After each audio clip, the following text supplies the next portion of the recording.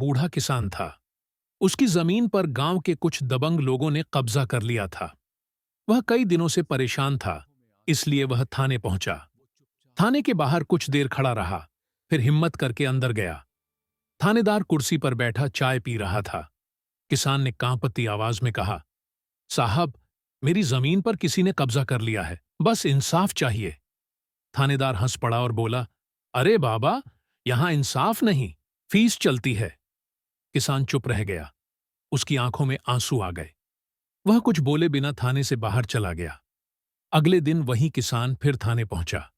इस बार वह अकेला नहीं था, उसके साथ जिले का नया कलेक्टर था। कलेक्टर अंदर आया और सीधे थानेदार के सामने खड़ा हो गया। आवत थानेदार घबरा गया और सिर झुका लिया।